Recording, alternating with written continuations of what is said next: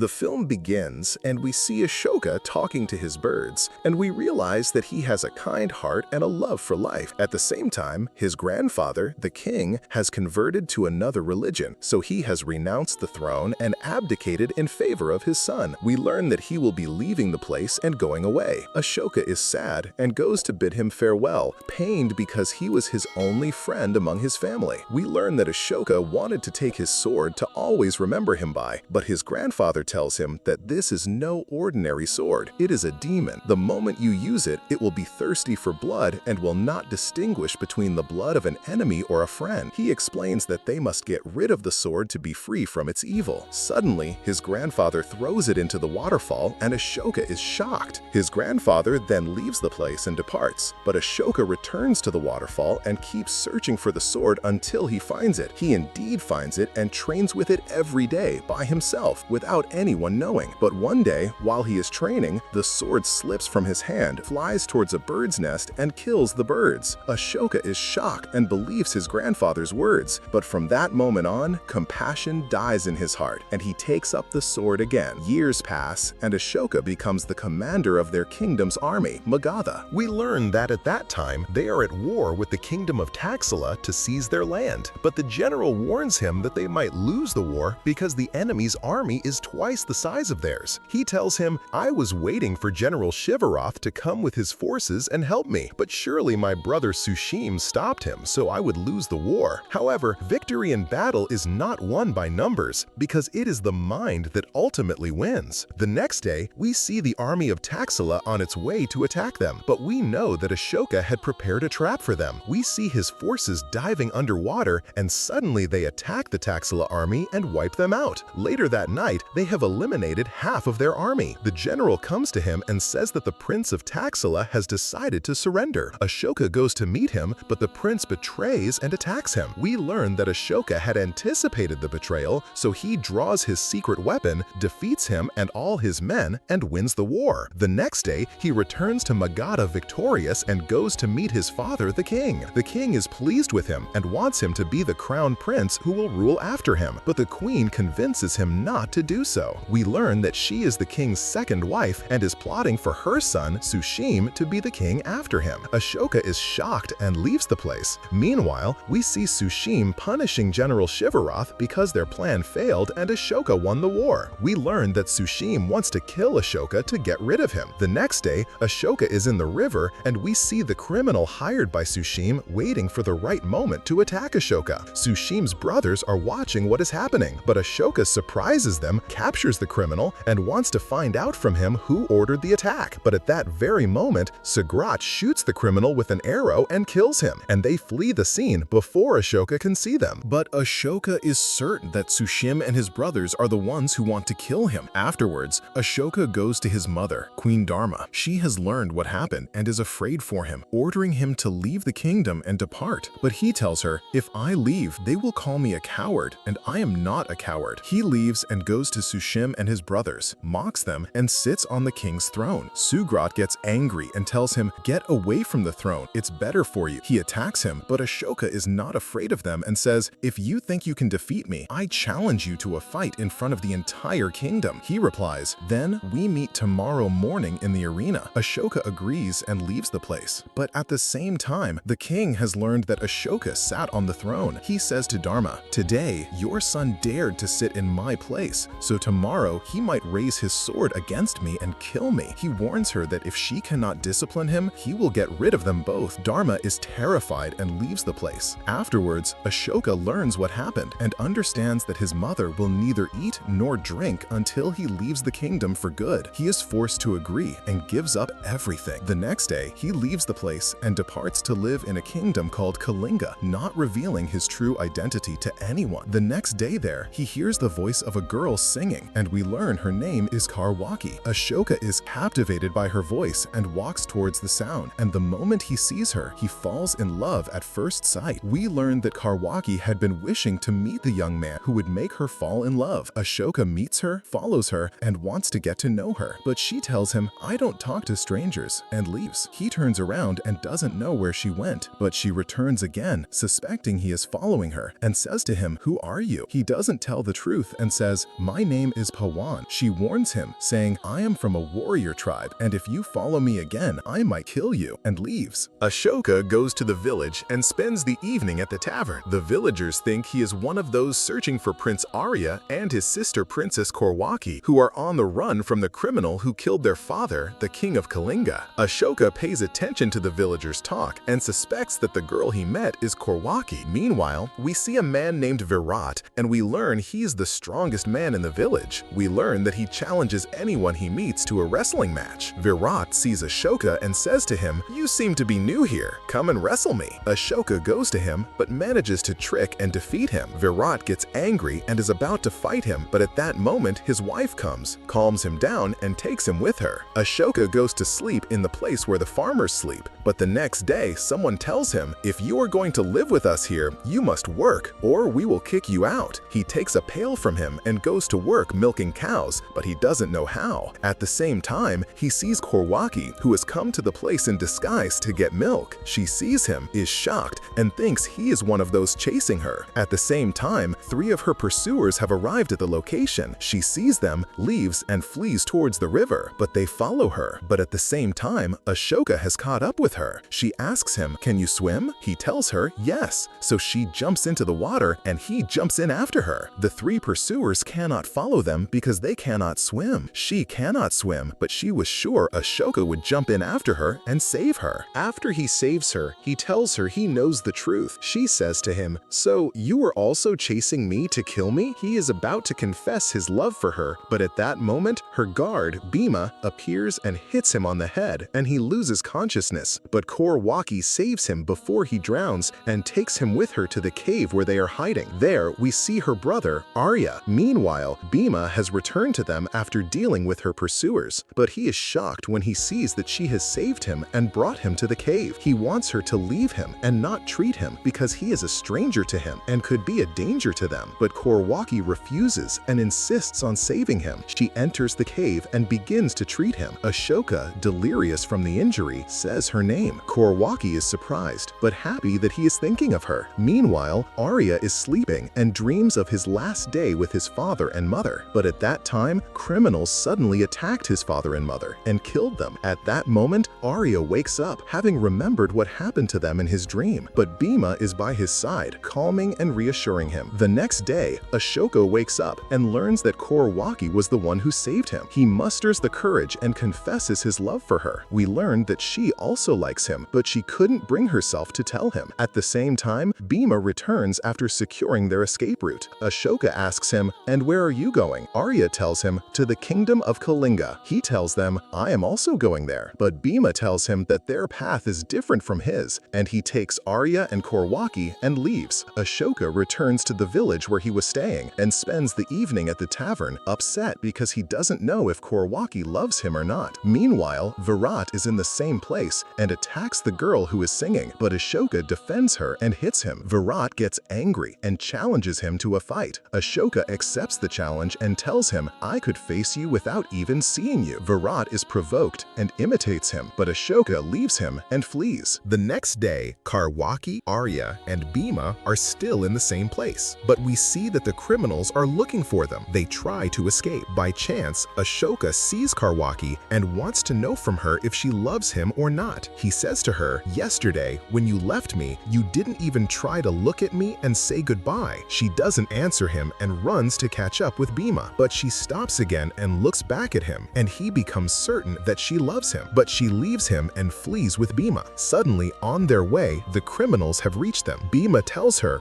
"You take care of Arya." He attacks them. They flee from him, but Arya orders him to pursue them, but it's a trap, and the rest of the criminals attack Korwaki and Arya and confirm that he is the prince. They're about to kill him, but suddenly Ashoka, who has been following them, engages in a fight with the criminals. Korwaki is surprised by his fighting skills. Ashoka defeats all of them, but one of them escapes. At that time, Bhima has returned to them. They take him with them and leave. Bhima asks him, "Where did you learn to fight like that?" He tells him, "I am an ordinary soldier in the army of Magadha." Bhima replies, "And I am a general in Kalinga, so we are enemies." Meanwhile, the criminal who escaped from Ashoka has returned and informed the Prime Minister of Kalinga what happened. We learn that the Prime Minister is the one who killed the king king of Kalinga to seize power, but he is unable to take control of the throne because the rule rightfully belongs to Arya. So he wants to kill Arya by any means and tells the criminal, "You must kill him at any cost, and most importantly, bring me the necklace he wears so I can be sure you have killed him." He orders him to carry it out with utmost speed. He leaves. At that time, the four have reached the hideout again. Karwaki wants to learn to fight with a sword to defend herself and Arya. Ashoka takes the opportunity to teach her, trying to get closer to her, but she pushes him away. He leaves her and returns to the village where he was staying. At that time, a girl overhears him telling his horse what happened with Karwaki. She advises him, saying, "If you truly love the girl, you should treat her gently and talk to her about your love for her." She gives him flowers to give to her. She leaves to get him more flowers. But at the same time, Virat is in the same place. He sees Ashoka and attacks him to get his revenge. At that moment, the girl has returned and hits Virat because she loved him, but he left her. Ashoka finishes him off and leaves. We learn that he knew where Karwaki would be. He goes to her there, they talk alone, and he confesses his love for her. She is surprised and tells him, "I love you too, and you are the only one I have ever loved." At that time, Bhima has seen them together. After Karwaki returned, he asked her, "Where were you?" She told him, "I was with Pavan, and you should know that I love him." Bhima gets angry because he loves her and treats her badly. She tells him, "Don't forget that you are just a servant to my family." He tells her, "It's true I am a servant, but who are you?" Karwaki is taken aback and asks him, "What do you mean?" He tells her, "You are just an orphan girl found by a fisherman, and the king adopted you." Karwaki is shocked and leaves. The next day, she tells Ashoka the whole truth. He tells her, "None of that matters to me because I love you for who you are." He takes her with him to the temple and marries her. After that, they leave the place, extremely happy. But at the same time, a soldier from Magadha comes to Ashoka. He leaves her and tells him, "Treat me normally." The soldier replies, "Yes, sir." He informs him that his mother is ill and wants to see him. The soldier then leaves. Ashoka is shocked and tells Karwaki, "Unfortunately, I must leave because my mother is ill and I have to see her." She tells him, "Then you must go to her and I will wait for you here." He leaves his horse with her and departs. After that, he arrives at his kingdom but is surprised to find that his mother is not ill. We learn that she missed him and wanted to see him. Ashoka tells her that he got married and must leave quickly to go to his beloved. She tells him, "You must indeed leave, but only to come back and bring her with you here." Meanwhile, Bhima has taken Arya and Karwaki to the house of a man he trusts to hide them. The man tells him, "Don't worry, they will be safe here." Bhima takes the necklace from Arya and gives it to the man's daughter so that no one will know that Arya is the prince. He says to Karwaki, "Don't move from here until I return from Kalinga," and leaves. From here, we return to Ashoka and learn that his father, the king, has ordered him to lead the army and suppress the rebellion in the city of Ujjaini. Ashoka is shocked but cannot refuse. The next day, the army is ready and waiting for Ashoka's command to move out. But Ashoka wants to go to Karwaki. He tells the general, "You go on ahead and I will catch up with you," and leaves. Meanwhile, Bhima has reached Kalinga and wants to find out from the prime minister who is plotting to kill Arya. He tells him, "We don't know." We learn that Bhima suspects the prime minister, but he informs him that Arya is with him and he will bring him to Kalinga to assume power. He then leaves. But on the way, the criminals surprise and attack him. Thinking he is dead, they leave him and depart. They have found out where Arya is and attack everyone there. The man's daughter hides Karwaki and Arya, takes the necklace and her brother, and sacrifices herself to save them. The criminal believes they are Arya and Karwaki and takes the necklace to prove to the prime minister that they have been eliminated. The next day, Ashoka arrives at the place where he left Karwaki. Bhima is there. Ashoka sees him and is shocked that he is injured. He asks him about Karwaki and Arya. He tells him they were killed. Ashoka is devastated, cannot believe what he has heard, and leaves. He goes to his army's location, unable to bear the pain, and attempts suicide. But at the last moment, Virat is in the same place. He sees him and attacks him to get his revenge, but he is shocked to find him submissive and unable to defend himself. At that time, Ashoka's guards see what is happening and attack Virat, about to kill him, but Ashoka stops them. Virat is shocked when he learns that he is Prince Ashoka. Meanwhile, we learn that Bhima knew Karwaki was still alive, but deceived Ashoka to keep him away from her, imprisoning her so she could not meet him. He leaves the place. At night, we return to Ashoka, and Virat refuses to leave him because he saved his life, telling him, "I will stay with you for the rest of my life to defend you." But he sees that Ashoka is sad and understands that the reason is love. The next day, Karwaki has managed to escape from where she was imprisoned and goes to take Arya with her to search for Pavan, who is Ashoka, but she leaves his horse behind and departs. Meanwhile, Ashoka has arrived with his army at the rebels' location, attacks them, and mercilessly crushes them, but we learn that his brother Sushim has hatched a plot to get rid of him. At that time, Sugrat is there and attacks Ashoka, trying to kill him, but Virat sees what is happening, attacks them, and saves him at the last moment. After that, they quickly take Ashoka to a temple where priests try to treat his injuries. There we see a girl named Devi. Time passes, and Ashoka recovers, but he is unable to forget Karwaki. His condition worsens again, and he comes to hate life. Meanwhile, a suitor proposes to Devi,